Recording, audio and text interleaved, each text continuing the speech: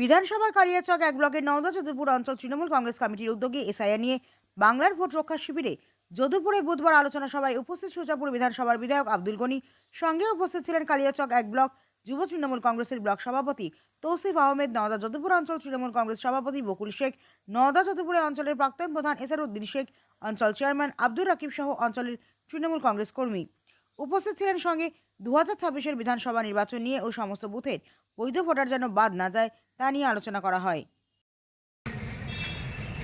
তো এই উদ্দেশ্য হচ্ছে এর মধ্যে বা মে মাসের মধ্যে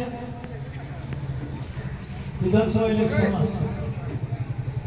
এই বিধানসভা এখানকার লোকাল 18% যারা এসআইআর ব্যাপারে কোঅপারেট করছে তাদের সঙ্গে কথা বলে বুঝতে পারলাম যে যদুপুর অঞ্চলে প্রায় অ্যাবাভ 90% ফর্ম সাবমিটেড হয়ে গেছে এবং যেগুলো হয়নি সেগুলো অনেকগুলো কারণ আছে, হয়তো মারা গেছে বা ওদের কোনো পেশাও করতে পারে না, সেগুলো বাদ আছে।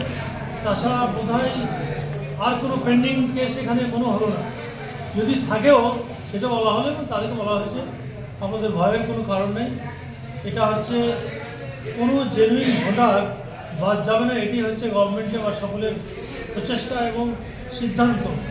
সুতরাং আপনারা যারা ভোটার আছেন ওরা ঠিকভাবে থাকবেন এবং এটা নিয়ে কোনো ভয় আতঙ্কিত হওয়ার কোনো কারণ নেই, এটা ঠিকঠাকভাবে চলছে এবং এই লাস্ট 4 তারিখের মধ্যে এগুলো হয়ে যাবে ফাইনাল।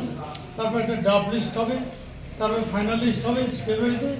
ফাইনাল লিস্ট হলেই ইলেকশন ঘোষণা হবে এবং এটা এইগুলো সমস্ত প্রিপারেশন নেওয়া হচ্ছে আসন্ন 26-এর বিধানসভা ইলেকশনে যেন সঠিক লোকরা সঠিকভাবে ভোট দিতে পারে, এইভাবেই করা হয়েছে।